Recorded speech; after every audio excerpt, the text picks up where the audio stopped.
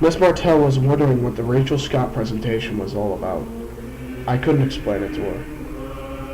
I guess you could say that message was too powerful to explain in just mere words. During science, a lot of people looked like they were thinking. Miss Brown was talking to the class about how powerful that message was. As science was done, I went to the 6th and 7th period assembly. What I came to find out was that people were allowed to share their story of how this presentation affected us personally. The minute the presenter told us that, I started shaking in my boots. Part of me wanted to go up there and tell my story, but the other part of me was saying, keep it on the down low. After the first kid went up, it was that moment where I said to myself, I'm tired of holding this in. I'm going up. I was 15 years old when I made this decision. I got up, and they all clapped for me, just like they did with the first student that went up. I grabbed the microphone and said, I'm James Heber. I'm 15 years old, and I have autism. I went on. I remember being just a little kid, crying in the corner because I wasn't used to the surroundings at first when I went to school for the first time. I would get over that quickly, but it was the bullying that really made me upset. Around my 4th grade year, I was getting picked off for having autism. I would be called stupid, sped, the R word, etc. A lot of words that hurt me emotionally. Around my 5th grade year, I'd be pushed around physically. I was scared, you know? I didn't know how to fight back there. My friends would suffer the part of this too, so it was hard to go for them for help. I tried telling the teachers, but the kids would still keep bullying me and my friends.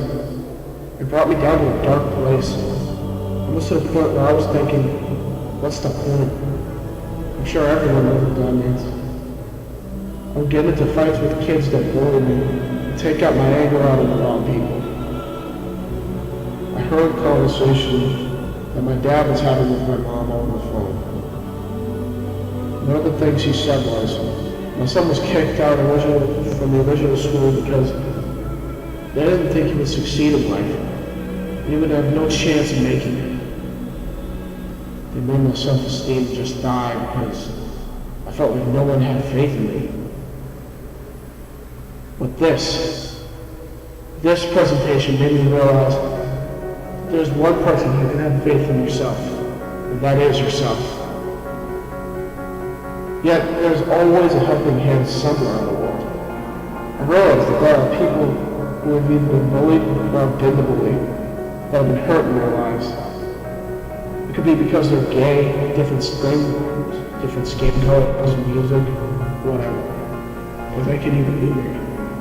What I've learned is to be yourself, and don't let others get you down. All I can really say is, this presentation changed my life. I hope it did the same for you. I'm not sure if it was exactly like that, but you get the gist of it. I put the microphone down, and the minute I started walking back to my seat, I would hear a roaring ovation from everybody in the auditorium. I froze a bit, but then kept walking. It was amazing to hear something like that. After everything was done, I was just amazed at how many people would come up to me and shake my hand and introduce themselves to me. I remember people telling me how amazing my courage was to go up there and tell everybody how this affected me. Throughout that year, people were so nice to me that I didn't have anything to worry about. I was embraced by almost everybody and accepted for who I am. Since that day, I've been a very outgoing person. I'm meeting more people as the years go by.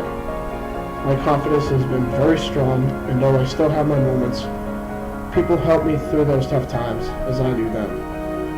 I've been an active participant in the WHS's Special Education Scholarship Fund, which got a lot of money last year. I made my very first YouTube commercial about this fundraiser at McDonald's, and it was such a hit. The McDonald's headquarters got a hold of it. That year, we raised over $2,000. As of right now, I go to the Yu-Gi-Oh Club, and although I'm not exactly good at the game, I do meet a lot of cool people there as well. On top of that, I go to the Teen Center every Friday, and I've met some amazing people there. Church and Life Team has also helped me through tough times, as I also have friends there.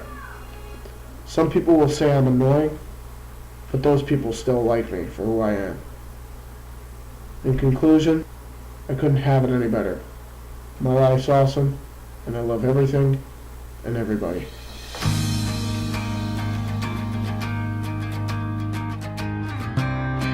Carry me places I'd rather be. Well-mannered gardens, well-tempered seas. We're gathering reason. I should believe that this is different, that this isn't free.